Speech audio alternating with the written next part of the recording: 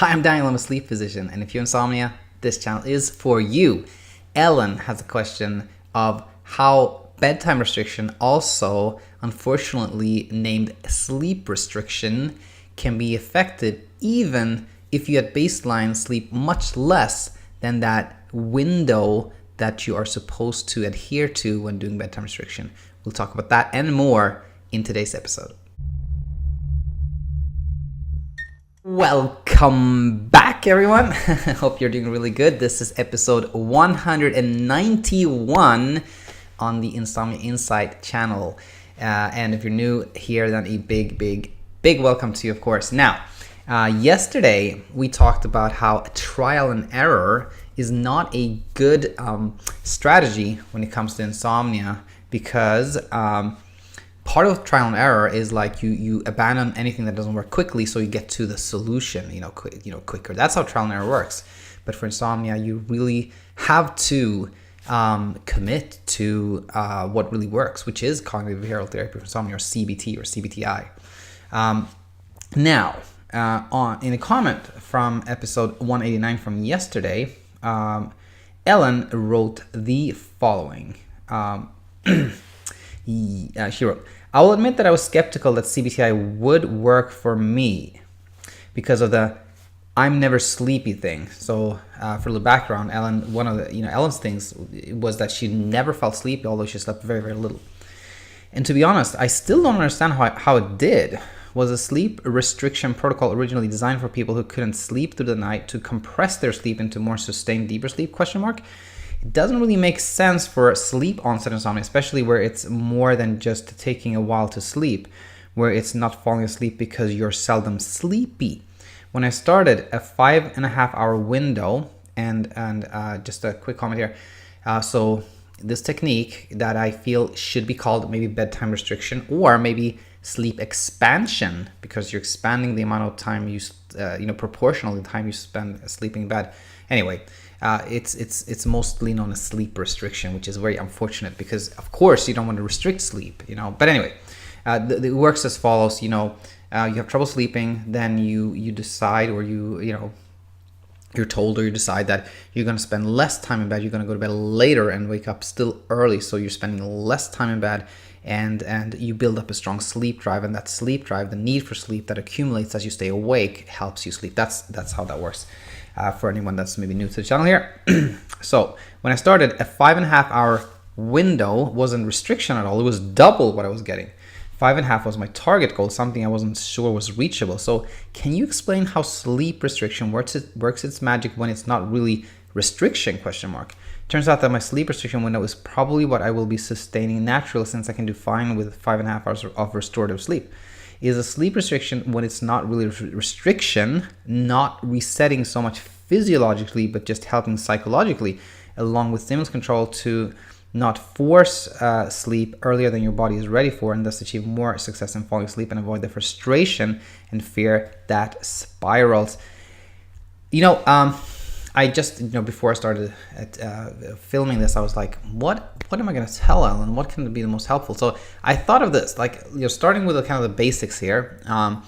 The background of why this technique, bedtime restriction, was developed was, like you accurately point out, that most people with insomnia actually do sleep, between 4, 5, and 6 hours, but really feel like they sleep much less because that sleep is so fragmented, and it's like here and there. So the idea was like, compress that sleep into one nice chunk and you'll do better.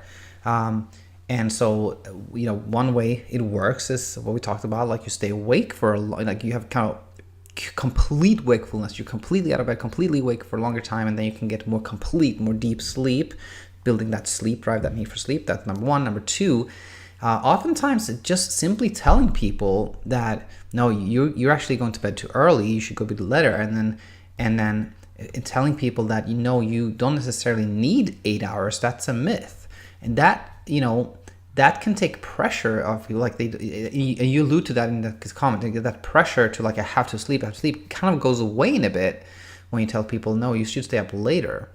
It can, of course, have the opposite effect too. people getting really anxious about, like, I only have 5 hours to sleep or 5.5 hours to sleep. That could have the opposite effect too. If that is the case with you, there's a nice technique called ditch the clock technique, where you actually you just stop looking at the clock about 1 hour before your sleep window, and then let your feelings guide you, and that can overcome that. So sorry for the little side trip there, but I felt it was important. So those are 2 ways that bedtime restriction works. Now the core question here, and this is very, very important, I think. Why has it worked for you? Well, I'm not sure it has, Ellen.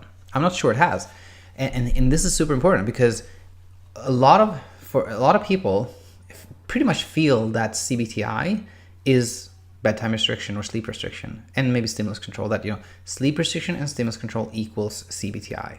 And to be honest with you, I personally, like a year ago, I was that was pretty much the way I practiced too. I was really focused on building a sleep drive, using that to make you sleep. Now, as I've learned more and interacted more with people here, and and connected with other people that are in the CBTi universe, I'm realizing that the cognitive portion is just as important, maybe even more important than bedtime restriction and sleep restriction.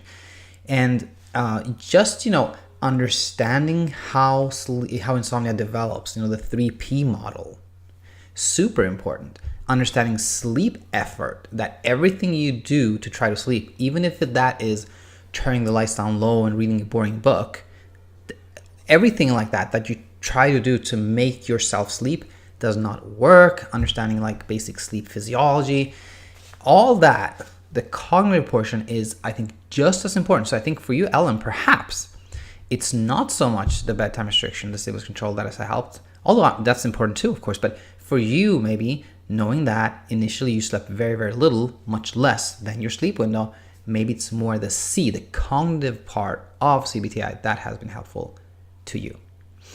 I hope this comment was helpful to you, Ellen, and anybody else tuning in. And I have tons of things to talk about. A great comment today by Andrew that I definitely want to talk about.